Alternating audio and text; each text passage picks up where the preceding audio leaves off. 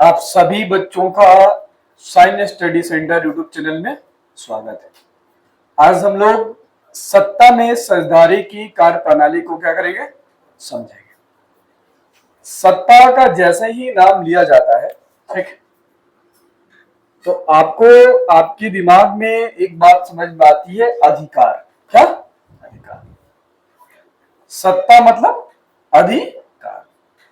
अब ये जो सत्ता की बात आती है तो आपकी दिमाग में ये भी आता है, एक बिहार मतलब एक राज्य सरकार का अधिकार है ना, एक राज्य सरकार का अधिकार और एक केंद्र सरकार का अधिकार है ना, एक राज्य सरकार का और एक केंद्र सरकार का। इसी पर हम लोग चर्चा करने वाले हैं। ये क्लास टेंथ सिविक्स मतलब नागरिक शास्त्र, ठीक है। और चैप्टर नंबर कितना है? 2 है। चैप्टर का क्या नाम है? सत्ता में साझेदारी की कार्य प्रणाली। सत्ता में साझेदारी की कार्य प्रणाली।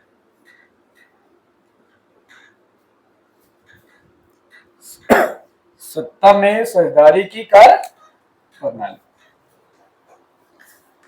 सबसे पहले हमने बताया कि सत्ता मतलब क्या होता है? अधिकार। और यह अधिकार या तो राज्य सरकार का होगा या फिर केंद्र सरकार का, या फिर दोनों का हो सकता है। एक राज्य सरकार का भी हो सकता है और एक केंद्र सरकार का भी हो सकता है, ठीक है। तो सत्ता की साझेदारी की जो कार्य प्रणाली है, इसमें एक हरी मतलब किसी एक का, या फिर दोहरी मतलब किसी दो का। कहा कि सत्ता में साझेदारी की जो प्रणाली है, इसमें या तो एक का या फिर दो का।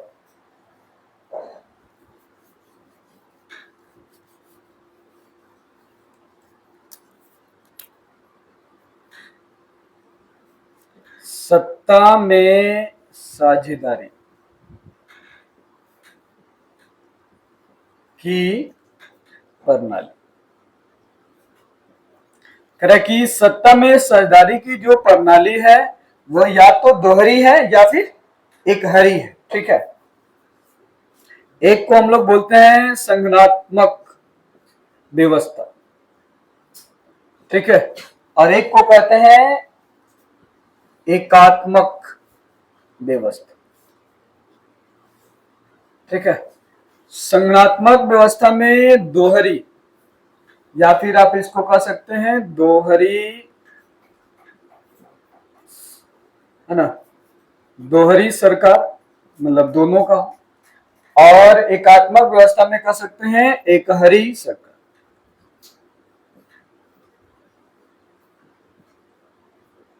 दोहरी और एकहरी सरकार, ठीक।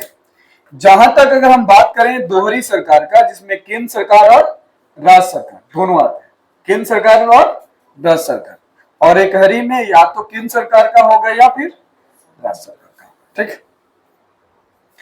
तो ये जो व्यवस्थाएं हैं सत्ता में साझेदारी की, दोहरी सरकार और एकहरी सरकार का, कई ऐसे देश है जहां पे एकहरी सरकार चलती है, मतलब किसी एक का शासन चलता है, ठीक है।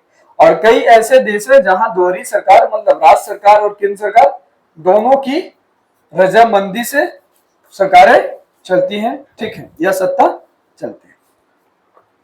अब आप इसको लिख सकते हैं, जहां सत्ता केंद्र सरकार, कौन सी सरकार? केंद्र सरकार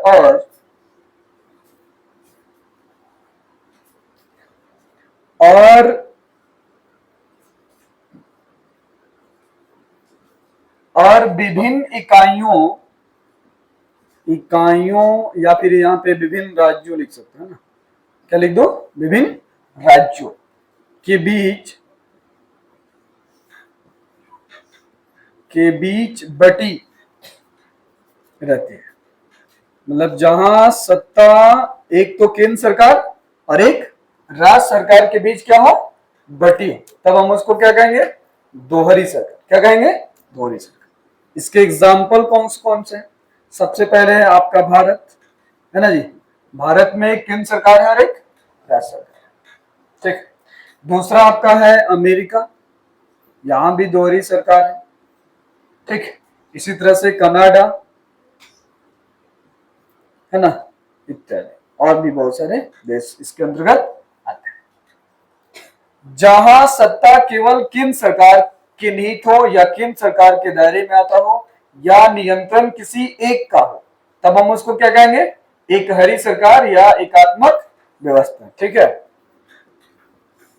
जहां सत्ता, ठीक है, जहां सत्ता केंद्र सरकार के अंदर, केंद्र सरकार के अंतर्गत हो या किसी एक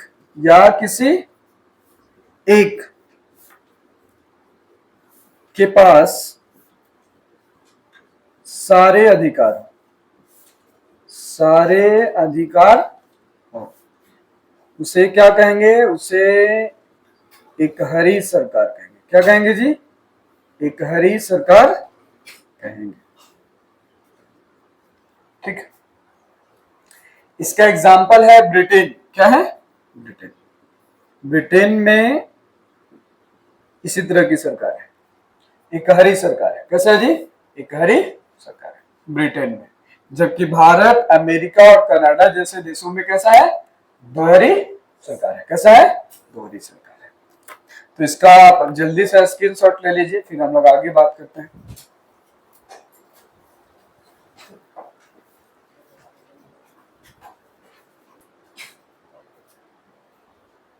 चलिए, इतनी बातें तो आप लोग को समझ में आ गई, है ना। चलिए इसे मिटा देते हैं, आगे बढ़ते हैं। सत्ता में सरदारी की जो प्रणाली है वो कितनी हो गई? दो हो गई, एक हरी और एक दोहरी, ठीक है। आपके दिमाग में एक हरी और दोहरी होनी चाहिए, ठीक।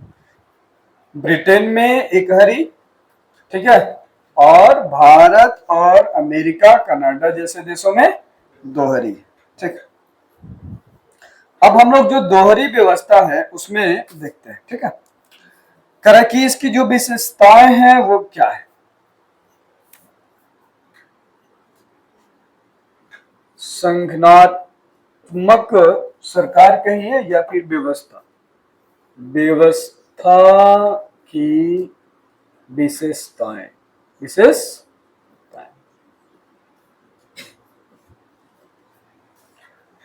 करा कि सबसे पहले तो दोहरी सरकार में दो सरकारों की बात चलती है, एक केंद्र सरकार और एक राज्य सरकार।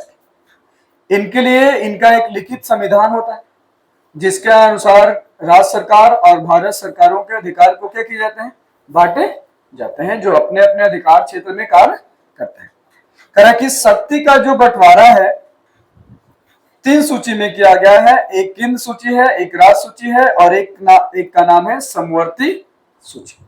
तो अब देखिए संज्ञात्मक विशेषताओं में ये जो व्यवस्था है, संज्ञात्मक व्यवस्था की विशेषता है। इसमें सबसे पहली व्यवस्था है कि इसमें सरकार कितनी होगी? दो, दोहरी सरकार होगी, एक राज्य सरकार का और एक केंद्र सरकार का, तो दोहरी होगी।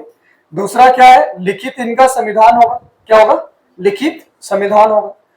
इन संविधानों में जो शक्ति का बंटवारा है तीन तरीके से किया गया है, एक केंद्र सूची मतलब केंद्र के लिए, एक राज्य सूची जो राज्य के लिए है, और एक है समवर्ती सूची मतलब केंद्र और राज्य के लिए, ठीक। चलिए देखते हैं। दोहरी सरकार, कैसी सरकार होगी? इसमें दोहरी सरकार होगी। केंद्र सरकार और राज्य सरकार, चलिए दो तरह की क्या हो गए? सरकारें हो गई। दूसरा, इनका अपना क्या होगा? लिखित संविधान होगा, है ना जी। जैसे हमारे देश का लिखित संविधान कब लागू हुआ? 26 जनवरी 1950 ईस्वी को, है ना। इसी तरह से जो इनका एक लिखित संविधान हो। नंबर 3, इनकी शक्तियों का जो बंटवारा है, शक्तियों का बंटवारा, ये कितने सूची में रखा गया है? 3। कितने रखे हैं जी? 3 रखे। सबसे पहला है आपका केंद्र सूची। क्या नाम है? केंद्र सूची। दूसरे का नाम है राज्य सूची, ठीक है।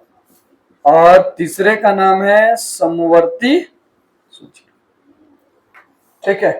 केंद्र सूची, राज्य सूची और समवर्ती सूची, 3 तरह के सूची बनाएंगे। कह रहा है कि इनका जो विषय है, किन सूची में 97 विषय ऐसे हैं जिन पर ये कानून क्या कर सकते हैं? बना सकते हैं। 97 विषय पर कानून क्या कर सकते हैं? बना सकते हैं। कौन?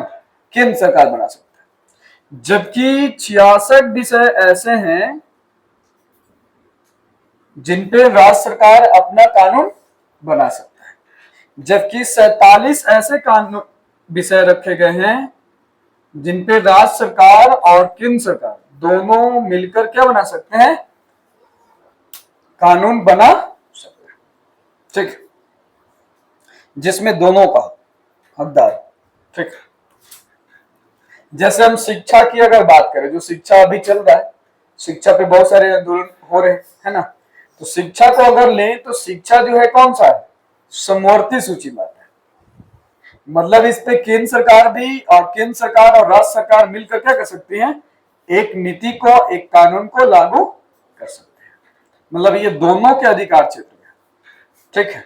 बाकी कई ऐसे विषय हैं, जैसे हमने कहा कि 97 विषय केंद्र सूची में है, 66 विषय राज्य सूची में है और 47 विषय किसमें है? समवर्ती सूची में, ठीक। अब इनकी जो सूची है बहुत लंबी है, यहाँ पे इस पे हम चर्चा नहीं करते उतना। आगे हम लोग बात करते हैं स्वच्छ एवं निष्पक्ष न्याय प्रणाली हो गई। 34 में क्या व्यवस्था है जी? कह रहा है कि इसमें स्वतंत्र एवं निष्पक्ष, ठीक है, स्वतंत्र एवं निष्पक्ष न्यायपालिका होगी। न्यायपालिका उसको हम लोग कहते हैं, न्यायपालिका, ठीक है। इसके अंतर्गत देखिए कौन कौन से न्यायपालिका के अंतर्गत आता है।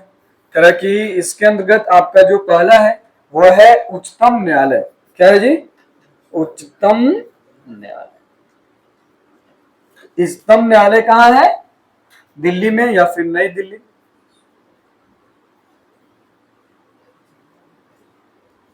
ठीक। दूसरा जो है वो है आपका उच्च न्यायालय, हाई कोर्ट, जिसको ये हो गया सुप्रीम कोर्ट, ये हो गया आपका हाई कोर्ट, है ना जी।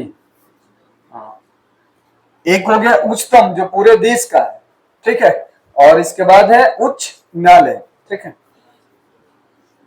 तीसरा जो इसमें सत्र आता है ये हो गया जिला। क्या है? जिला उसको कोर्ट कहते हैं, या जिला एवं सत्र न्यायालय, ठीक है। जिला कोर्ट भी कह सकते हैं, ठीक है, जो जिला में जिसकी सुनवाई होती है। नंबर 3 अनुमंडल न्यायालय, अनुमंडल न्यायालय। इसके बाद जो पांचवा है वो है ग्राम कचहरी। क्या है? ग्राम कचहरी, ठीक है। इसको आप ग्राम पंचायत भी कह सकते हैं, पंचायती राज व्यवस्था, पंचायती राज व्यवस्था के अंतर्गत आते हैं। तो जो न्यायालय है स्वतंत्र एवं निष्पक्ष न्यायपालिका, इसके अंतर्गत कितने भाग हो गए जी? टोटल 5 हो गए। कितने हो गए? 5। देखिए कौन कौन कौन सा काम करेगा। सबसे पहले आपको बताया है उच्चतम न्यायालय, तो ये तो पूरे देश को कंट्रोल करेगा।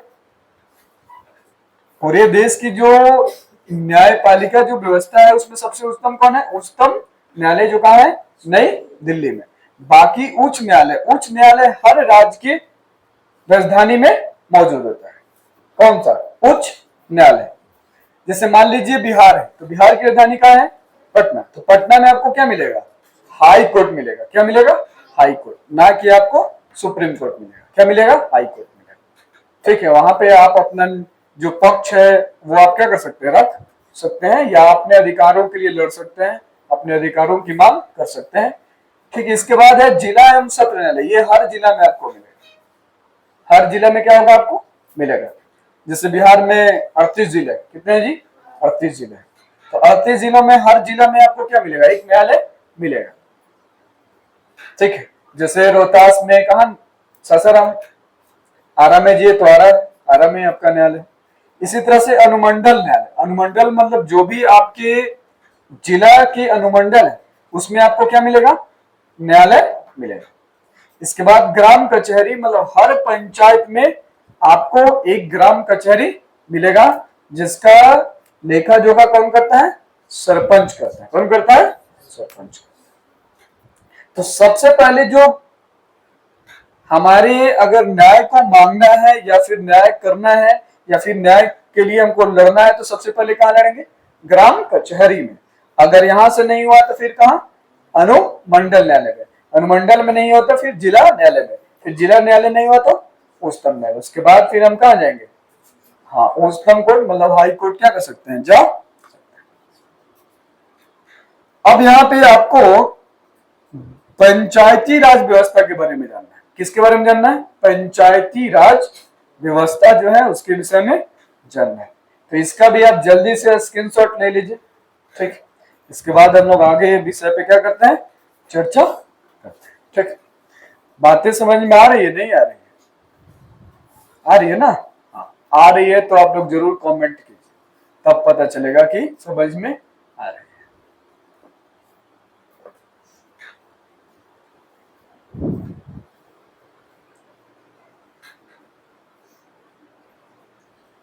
चलिए, हो गया। इसमें कुछ एग्जाम्पल आप लोग लिख लीजिए, है ना? एग्जाम में कभी कभी आपसे पूछ लेता है, कह रहा है कि अगर हम केंद्रीय सूची की बात करें, ठीक है, किसकी बात करें? केंद्रीय सूची की बात करें, तो इसमें कुछ आप अधिकारों को लिख लीजिए जिसपे केंद्र सरकार क्या करती है? नियंत्रण रखती है। ठीक है, कह रहा है कि इसके अंतर्गत, थोड़ा ऊपर लिखते हैं, प्रतिरक्षा, दिख नहीं रहा होगा आप लोग, चलिए यहां लिख देते हैं केंद्रीय। चलिए, केंद्रीय सूची में देखिए कौन कौन से, कुछ कुछ उदाहरण के तौर पे प्रतिरक्षा, ठीक है, विदेश नीति,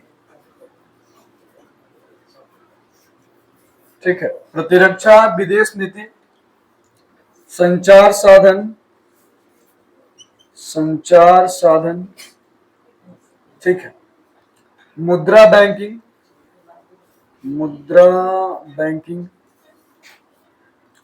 इन सब, ये जो भी शायद दिख रहे हैं ये किस सूची में रखे गए हैं?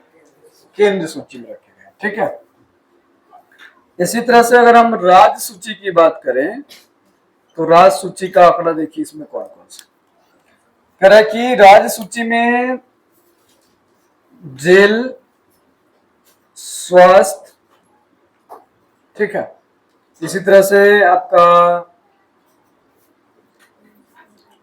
शिक्षा भी है कि हर केंद्र सरकार अपना और राज्य सरकार कर सकता है। इसके बाद पुलिस, और भी विषय है जिसपे रखा है, ये सब बिहारी का। समवर्ती सूची में कौन कौन है? ठीक, समवर्ती सूची में कुछ लिख लेते हैं एग्जाम्पल के लिए।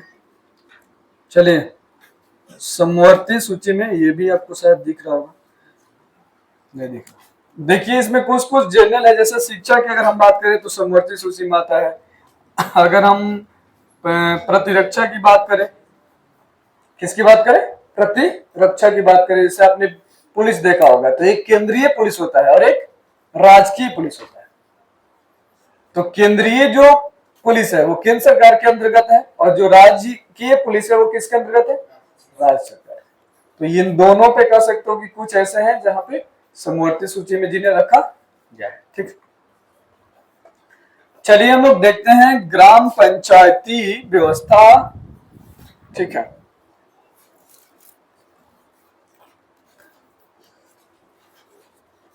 इसमें क्या क्या आता है उसको देखते हैं।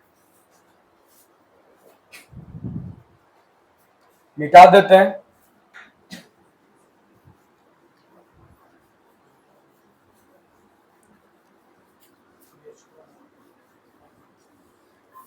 इसका भी आप लिख लीजिएगा। ठीक है,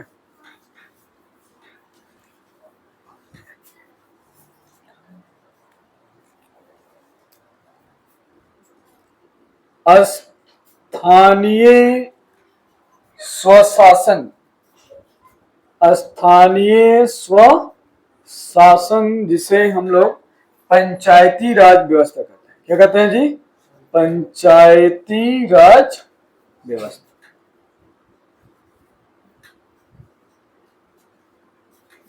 जो पंचायतों के अंतर्गत आता है। ठीक, कह रहा है कि नगरों के लिए अलग और गांवों के लिए अलग। ये जो व्यवस्था है ग्रामीण क्षेत्रों में अलग और नगरीय क्षेत्रों में अलग। तो सबसे पहले अगर हम नगरीय क्षेत्रों में देखें, यहां अगर हम पंचायती राज व्यवस्था में नगरों की अगर हम बात करें, ठीक है, नगरीय क्षेत्र को देखते हैं तो देखिए इसके अंतर्गत कह रहा है कि सबसे पहले नगर के अंदर नगर पंचायत आएगा। क्या आएगा जी? नगर पंचायत आएगा। जैसे ग्राम के अंदर क्या आता है? ग्राम पंचायत आता है। क्या आता है? ग्राम पंचायत आता है। ऐसे ही नगरीय क्षेत्र में क्या आएगा? नगर पंचायत आएगा। इसके बाद होता है नगर परिषद। ध्यान से समझिएगा, नगर परिषद केवल आप नाम सुनते हैं लेकिन जानते नहीं है। इसके बाद आता है नगर निगम। क्या आता है? नगर निगम। अब देखिए नगर पंचायत के कौन कौन से अंग है। कह रहा कि नगर पंचायत के 3 अंग है। कितने अंग है? 3 अंग है। इसको ऐसे ही लिखिए। नंबर 1 इसका अध्यक्ष होगा, दूसरा इसका उपाध्यक्ष होगा। ठीक है, अध्यक्ष हो गया, उपाध्यक्ष हो गया, और तीसरा जो है कार्यपालक, कार्यपालक पदाधिकारी होगा। ठीक है, इसके कितने अंग हो गए जी? 3 हो गए। एक अध्यक्ष, एक उपाध्यक्ष और एक कार्यपालक अधिकारी। इसी तरह से अगर हम नगर परिषद की बात करें तो इसके देखिए सबसे पहला इसमें आएगा नगर पार्षद। क्या उसको हम लोग बोलते हैं? नगर पार्षद। ठीक है, दूसरा है विभिन्न समितियां। बहुत सारी समितियां होती हैं तो आप लिख सकते हैं विभिन्न समितियां। ठीक है, तीसरा जो आएगा वो आएगा अध्यक्ष, और इसमें भी क्या होगा? अध्यक्ष होगा और उपाध्यक्ष होगा। अध्यक्ष और उपाध्यक्ष। नंबर तीसरा, इसमें भी क्या होगा? कार्यपालक पदाधिकारी।